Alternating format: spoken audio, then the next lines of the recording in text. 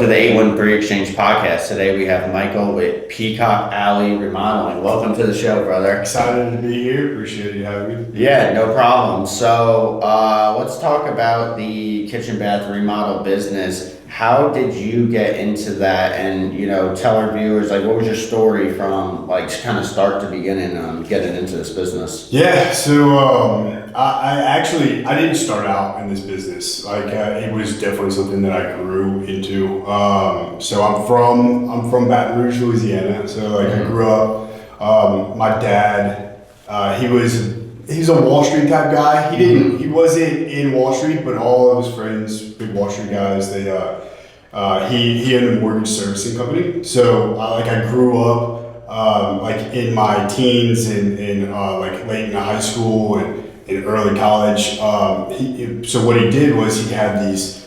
He would get pulls of mortgages, and he was apparently, from what I'm told, he was just a genius in flipping and turning into non-performing loans and and turning them performing. So he would travel all the time. So what I did was I traveled with him, and he would quiz me and I learned so much just being with him of walking and going through neighborhoods and pricing out properties. Mm-hmm. So I learned a lot when I was a kid and just learning this property's valued at this because X, Y, Z. These are comps of this house, and if and then just over years and years of traveling with him, I got very knowledgeable and okay, what to look for, what I need to, what really set things apart and what value would add equity to a home, right? So out of college, I wanted to get out of Louisiana. I was just ready to go. Mm-hmm. And he moved here. So he got hired out of Don Mullins, who's he was the mortgage division of Goldman Sachs, branched out, started his own company here, and so they have two home bases. My dad ran the East Coast, which he decided to put in Tampa. It was Progress Residential. So it was the competitor to American Homes for Rent, BlackRock, all those the bigger hedge funds, and. So he moved here. My dad was like, "Dude, you need to get out of Louisiana. You need to come to Tampa." This is like Baton Rouge. Grew up kind of small town. I wouldn't say it's a small town, but it's you're not doing too much growing there. My friends were starting to get married and have kids, and I'm 23 at the time, and I was just I wanted bigger things than that, right? At that time. So he moved out there to run the East Coast of Progress Residential. They're now one of the leaders. They're up there with the big guys, so I came out to basically learn. When I was out here, I worked for a tiny little straight out of college, first job out of college. Just worked for a tiny little place called Cypress, where I learned how the price. They were a bank-owned remodeling servicing company. Right? Yeah. So these banks would buy all these properties. They'd hire a company like Cypress. I think they were a 500 employee type company. It was pretty big, but they had Fannie Mae, they had some of the Goldman Sachs, they had some of the big players, and they would manage their remodels, right? So I offsite in Tampa and actually Brandon randomly. I would learn how to price the renovation and manage. I'm 23 years old. I have no clue really what I'm doing, but I have a little bit of background and went to LSU. So I got hired. The owner of Cypress was actually from Louisiana and went to LSU. So there's a funny story behind the owner's wife that hired me on, and I won't get into that. But so I learned really quick there, and then I got picked up. I threw my resume on Monster and just basically what I had learned and what I knew. And I got picked up by a hedge fund out of North Carolina, and I learned, and basically I got thrown to the wolves, and they were just listen, this was after the crash, they were buying everything, mm-hmm. And they said we're gonna. Basically, I traveled with them, and they paid for me to learn a lot, Going from there, I worked with my dad. My dad did a branch off. He left the Goldman Sachs and then did a branch off of his own fund with Apollo, which is a REIT out of New York. They're huge. Yeah. So this was a very small branch of that. So we did a joint venture with Apollo, $2 billion fund. Again, I got thrown to the wolves. My dad gave me a lot of leeway of like, I knew what I was doing, but I was buying 50 houses a month. So I moved here basically, and I was for the airport. Like the airport's the best in the country, in my opinion. So I moved here for the airport. I traveled 3 weeks out of the month. It was a great time in my life. I was single. I did not care. Like I could do whatever I want. They flew me out wherever I was buying homes, whether Atlanta, Memphis, a lot of Alabama, a lot of Carolinas, very few in Louisiana, Texas. We drove, but a lot of southeastern stuff, right? Yeah. And sooner or later, that the fund turned. We were doing a bunch of good stuff. But it was after the crash, and there were these high standards for loans now, right? Right. So we got a bad article on Bloomberg, right? Mm-hmm. And Bloomberg basically said, because we were underfinancing the homes at a little higher interest rate, right? And they said that we looked at it, and I still look at it as we were putting people back in homes, right? Everybody was renting, the crash was after the crash. Now we're trying to put people back in homes, even though it's a little higher interest rate, but we vet them, we qualify them, we put them back in. It's a 30-year, rent to own type deal, right? Mm-hmm. And it didn't work out. We kind of stopped the fund. So I was basically being paid to sit on my ass for 6 months. I spent a lot of time in the gym. I spent a lot of time trying to figure out, okay, these funds, they turn. I learned that very quickly. I was 25. I was pretty young at the time. And I just didn't know what I wanted to do. I have a background in design. My mom was very artistic. I got a lot of that from her. And I always loved the design side of it. Mm-hmm. So I pulled away from that. I was like, listen, I want to work with people that want to do some cool stuff, right? Like I'm excited about it. I get excited when I was working with even investor and hedge fund, like, okay, we're going to put this flooring down, we're going to put this tile down, we're going to, and this is how we're going to add equity to the home because we're going to put, X and, we're going to put this amount of money, although, it's cheaper material, for the investors, all that, everything's. Hey everybody, just want to say thank you for watching us on YouTube here. Please remember to like and subscribe, and now back to the scheduled podcast. What looks good, I paid attention to trends, keeping ahead of trends was a big deal. And I went to a buddy of mine who, randomly enough, he worked for a bar. He was actually a friend of mine's friend, who is a good friend of mine now. Jacob, he owns an auto leasing company, and they do very well. But he's here in Tampa, and he introduced me to a buddy who's one of my business partners, who owned our GC license. So he was sitting down and working for a contractor who paid for him to go get licensed, and it was he didn't turn it on is not the right word. He activated it. Thanks. He did not activate his license, and I was like, dude, this is what I'm doing. Here's what I've worked with investors, and I was basically doing this unlicensed for a couple of years, and my dad sat down with me and was like, dude, you need to get licensed. So my dad kind of jumped on board and was very helpful with pushing me to do things the right way, and here's how things, because I wasn't a contract. I went to school for business and I had an art minor, and I knew construction from the hedge funds, right? And watching it day-to-day basis over long hours and dealing with my dad and family, and my dad's a Wall Street guy. And I say a Wall Street guy. I keep saying that he's not a Wall Street guy. It's all about him. All his friends were big Wall Street guys, right? And that's who he did his business with, right? Very he was one of those guys that truly you could say made it himself, right? He came from nothing. Yeah. And big mentor of mine. But so he came on board and was like, let's fund it. I'm gonna fund this.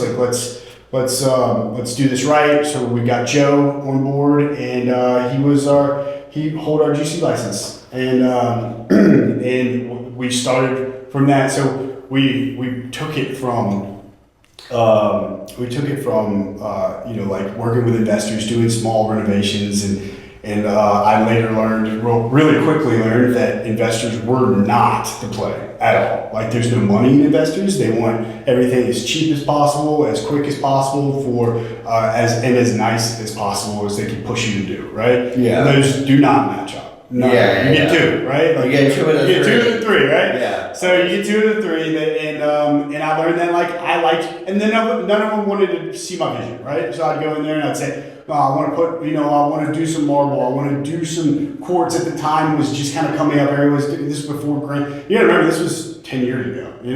This was like the trends move fast. So everybody's getting out of quartz. I mean, granted, quartz was the big new thing, which now we're kind of moving out of quartz.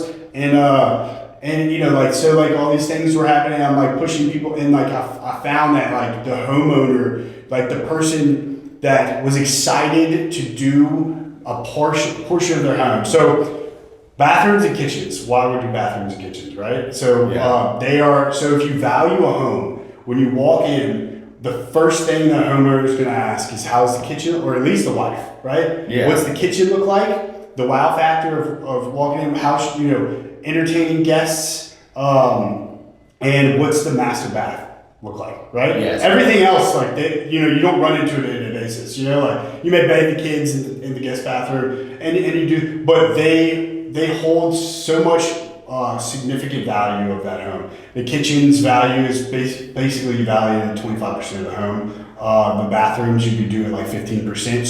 So, and not just that, they hold also just like a personal, that's what people, the wow factors, and that's where people want to spend their money. So I quickly learned that, like, let's stick with the niche of the kitchen and bathroom, and that's where we can, and you can't comp that out. You can comp out these floors. Like I can tell you that these floors are going to cost you $5.50 per square foot to install. The other contractor down the street is going to tell you the same thing.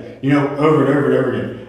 If I turn this into a bathroom, you're going to get 5 bids, and they're going to be all over the board, right? Yeah, of course. So you build a company that people, instead of you going out there and trying to sell your company, you over time, and the work you do and the quality. That's why what we do and like the pictures that we show and the quality of work we do is so important, because like I want people to want us, not us to want to use them, right? I don't want to have to sell them, right? If I have to sell them, I've failed at my job, right? I want to explain what we do, and then want to go with us, and not even look at anybody else, and willing to pay that premium to work with us. And that's kind of how I built this company, right? So like, over time. So just real quick, my brother and my dad do own a competitive company. We are very friendly partnership. We worked together for a while. My brother came on board with Peacock Alley at one point, and we went in different directions. I had a design. They are big. I call my brother a Wall Street guy too. Like they think bigger, right? They think. I like keeping it mom and pop. I love working with. I go to all of our appointments. I meet with all their clients. We have a small office. I love what I do, and I didn't want to change that. They want to sit at the big desk and rule the world, and they will one day. They do really good work. But I like to sit down with a client, and so we just had our differences, and we decided to go different ways, and it benefits both. We're both very happy with what we do, and so that's kind of how I built this, and the reasoning why we do the things we do is because I love what I do. So speaking about like different styles, like I was on your website before this, and it's like you look at the pictures, and it's like a lot of people think there's like this whole just like modern minimalistic where it's just like dark floors, like light gray, white countertops, but you actually had some different designs. You had one in there, we'll put it up on the YouTube, but it was like this bamboo design. Oh yeah, talk about that? It's a ribbon. Oh man, I'm gonna botch it. It's a ribbon maple. I don't know, it's a ribbon cut. I forgot what exactly the name of it. But yeah. They got Yeah. it's a large format tile, and they run the lines, and we like to do. I like to push client. Now there's a fine line on like pushing a client to do something they don't want. Like they're spending a lot of money, like they are. So they get whatever they want. I've done bathrooms and kitchens that like I will not. No one will ever see the light of day. I've also done. But I do try to push them, and we do in-house design. So that's our big thing. That's why we're Peacock Alley Design on Instagram, and we push for the design because that's what gets people excited. Like I want somebody to sign with us and get past those sticker shock, right? And know that we only do perfect, right? We got out of the whole investment thing, right? Where that's good enough. We're like, we want to pay for, as good as you can get, but it's not going to be perfect. Fuck all that, Yeah. We don't do that, right? We do perfect, right? So there's black and white. It's either not right or it's right, and you pay for what it's right. That way I can sleep at night knowing that my client's going to love exactly what they're going to get.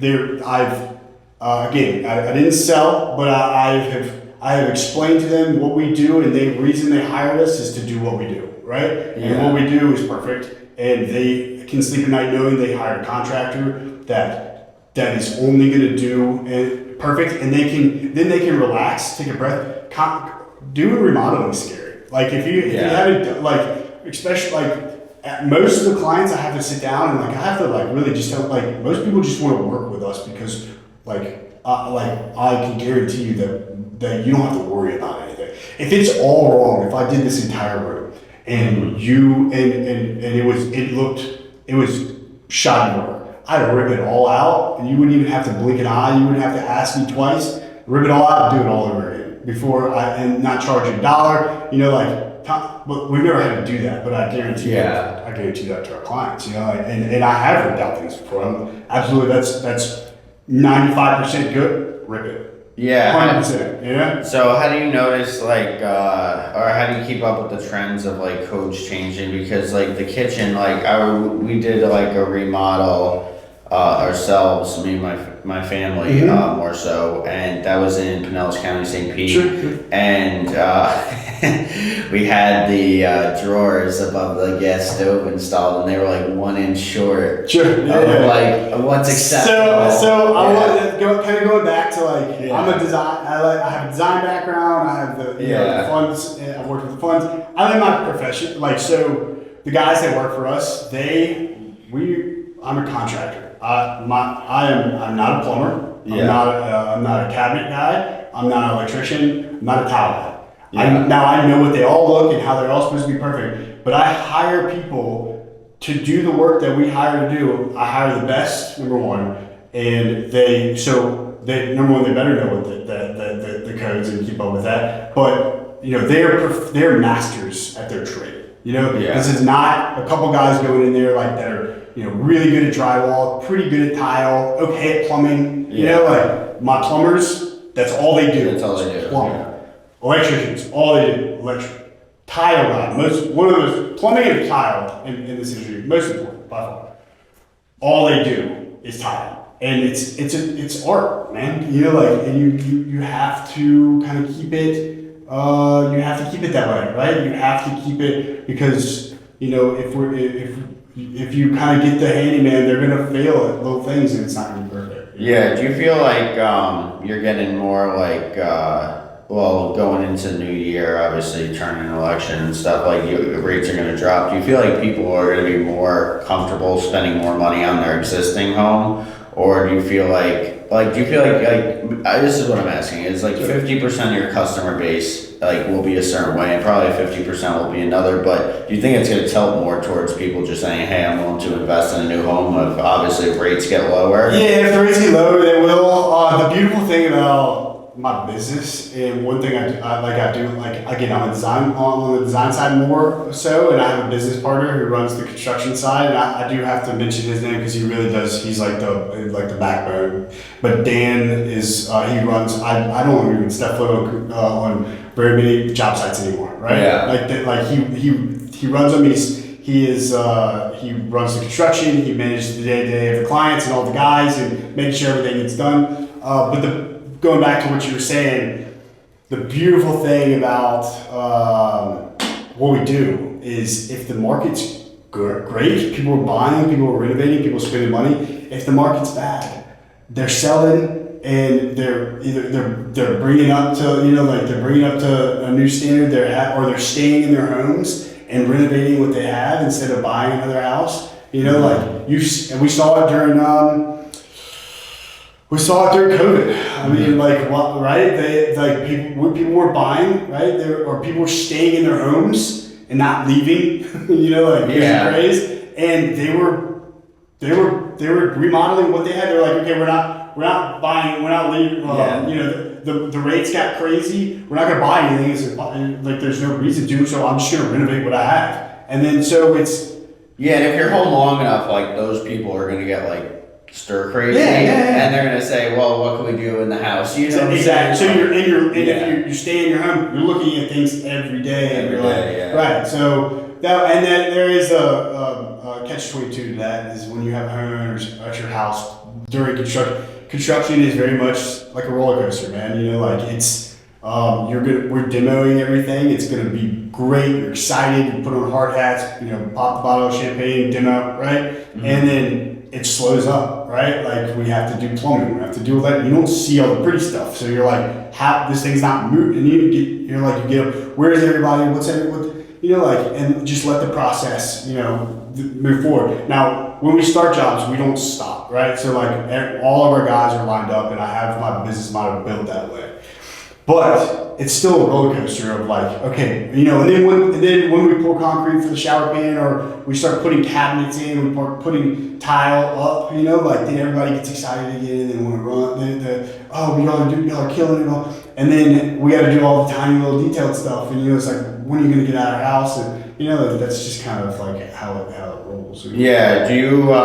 So how did you build your customer base down here? And do you feel like you get more homes like the West Shore Davis Island area, or more like condos? What are you seeing? So the first real big time jobs that design, when we did design, we did houses in Hyde Park. We won Best in Tampa a while back, a few years back. So that was a big thing. I specifically put my office in Hyde Park. Mm-hmm. We're in Hyde House. We have a little office like this in Hyde Park because that's who I wanted to work with. I wanted to work with people that wanted to do some high finish stuff, right? And so naturally, and then building up our clientele base based on our Google reviews. We have 125-star Google reviews. And we're building on that every day. Actually, I lost 150 of them 3 months ago and had to recall all my clients and ask them to rewrite them because there was a loss in transition of Google and we couldn't. Google's a whole monster in itself. But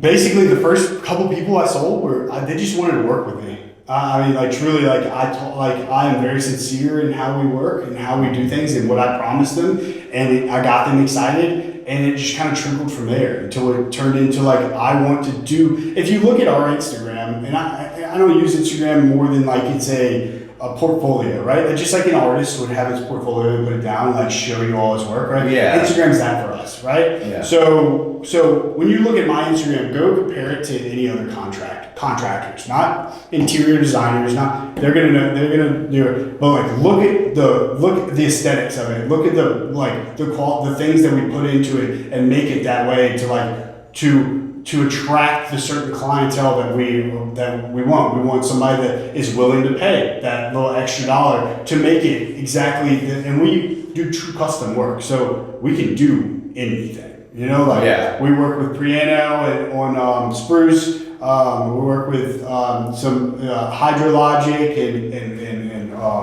and Hollingsworth, and they can do. I talked to Priano. It was funny. One of the reps that we deal with over there. She's one of the craziest things she did was one of her clients wanted a slide from his master bedroom to his pool, but he wanted the exact color of his Ferrari that he had at Barduno. And so whatever color his Ferrari was, they had to find that, and they sourced it. They got it done. We don't do.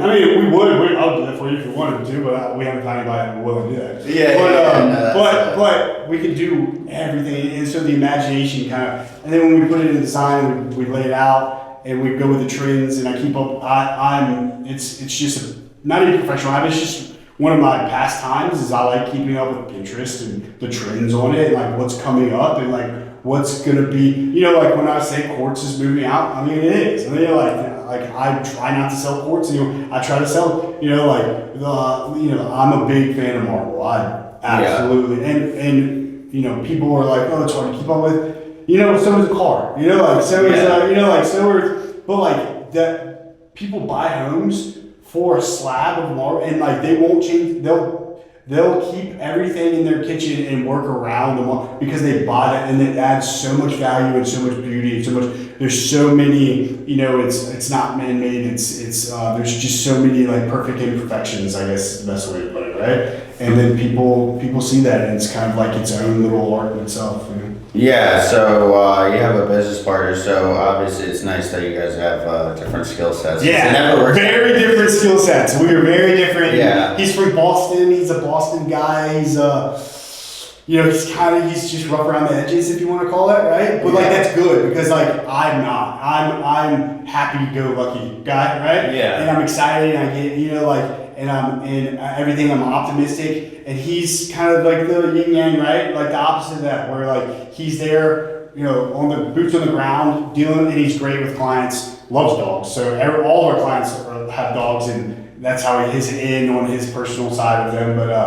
But he runs that side so well. I don't have to step foot on job sites really anymore, unless something crazy happens where we both need to make a decision, right? And we're very good at staying out of each other's lanes. But unless, so I don't have to, so I walked a job yesterday, it's crazy. Beautiful bathroom, 2 bathrooms, powder room, we did. And she's like, you haven't seen this yet? And I was like, no, I haven't. And I haven't seen it because he's managed it, so I get it all the way up to designs, the sales, the business development, everything we get in is basically I source and try to get in, and business development, advertisement, anything we do, promotional stuff, sales, so meeting with the client, then working with design. We have a new designer on board that's helping us, kind of manage our clients and what they're getting. And then I let them pick their materials, and then we get all of their materials in. And then we start the project, and then I walk it with Dan, and we hand it off, Yeah, so you obviously hire a lot of trades. Are all your workers typically on a job site going to be subs on a job? No, we have a big group of guys that they manage some of the subs, but they also they are like again another part of the backbone of like what we do, and they'll demo, they do the really good paint, what they are, they're naturally like painters and demo team and just construction management guys, mm-hmm. right? So a lot of our bulk of our work is it, but when it comes to like the specific trades, plumbing, electrical, tile, right? Yeah. Things that need that fine finish, right? We have and I say they're subs. We provide them with all the work that they do, so they work for us specifically. But they have their own background, their own company, their own licensing, and that's how it's supposed to be done, right? Yeah. So if somebody's interested in getting like their kitchen or bath remodeled, how long does that typically like take for you guys to get like, I don't know, everything you need to go? Yeah, so if I were to, let's say you wanted a bathroom, right? And let's say the bathroom was about this size, let's call it that. Yeah. And you wanted to, like, you called me out, we went through, and you were like, I love it, let's, here, and I wrote you an estimate, and you said, I love it, let's move forward. Now my estimates, they come in with labor and construction materials. They don't come in with the variable items. Mm-hmm. They don't come in with the variable items being your vanities, your tiles, your shower systems, those things that can vary in price. Mm-hmm. And I do that, I don't want to guess what you want to put in your bathroom. I've met you for an hour, 2 hours, whatever it is. But I don't know enough to say that you want a $5,000 vanity or $2,000 vanity. So a lot of contractors are going to give allowances, right? Yeah. We don't do that. You have complete control over how much you want to spend, right? So you go through design with us, right? And we say, okay, here's this contract. It's going to cost you X, and here's why, what we need to pick out, right? The variables, right? And I usually can give you a guesstimate, like based on just meeting you and just kind of knowing you, showing me photos of like what's your inspiration. You're probably going to spend $10,000-$15,000 in materials, whatever that is, 25, you know. But you can blow that out of the water. You know, you order a vanity, a honed Viola marble sink from Europe, and you drop 20 grand, right? Like, yeah. So like so you can blow that out of the water. You can come in low, you know. But we have these things we need to pick out, so that's when we start design. So then you sign a contract, you move forward, we sit down. Now we see your vision, right? Okay, and then we start holding your hand through like, okay, this goes well with this, and we make the mood board. We go to Priano, we go to our tile shops, we go to Holland. We work with whoever we feel that's best for you, for us to get your materials in, and we start ordering things. So let's say if you sign today and you hit the ground running and you picked all your materials out, and you know, it takes anywhere. You know, some clients, they want to see it rendered, and we do a 3D rendering, and then okay, we want to change that. Let's do herringbone hardwood floors instead. Let's do we're gonna do this. You know, we're gonna do a Zia tile on the wall. It's, you know, like all these things, and we order everything, and we don't start until everything comes in. So like however long that process takes, usually between the minimum a week, max. You know, I have one client on Bayshore we're working with, right by Fair Oaks, on Fair Oaks. It's a full home, massive, beautiful home that we're doing. She's a great client, one of the best clients I've ever even dealt with. We've been ordering stuff for a whole year with her. It is a very big project. It is very detailed in manner. She's doing a Viola sink. She's doing some crazy things that will be. We're gonna try to get her on, you know, the front page of a magazine. You know, like we'll try to put those things. You know, like. But that's the type. We do all like. That's my bread and butter, right? But you know, we're excited to work with her. So it's been a year that we've been designing with her. Yeah, wow. We just finished her windows and her doors. How many square feet is this place? It's about 5,000 square feet. That's a big home. It's a big home. It's a big home in South Tampa, and you know, it's a really nice home. We're doing wood flooring throughout, and the kitchen, and we're doing all kind of crazy stuff. So yeah, definitely. Well, for viewers, if anybody's interested in getting their kitchen, bath remodeled, where can they find you? So Peacock Alley Design on Instagram. Google Peacock Alley Remodeling. That's you can read all our reviews. 5-star throughout. That's our big thing. Is like that will kill a business, and I work very hard. My whole team, us. Our company, we're very hard to keep that 5-star, right? And that's what separates us. You know, they have a handful of other companies that are 5-star. Construction, because the process of dealing with construction is so tedious, but we make it fun, right?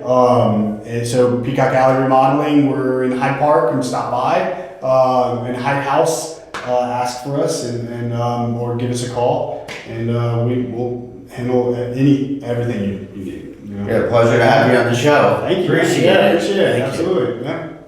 That's a good one. That is awesome. That's a good one.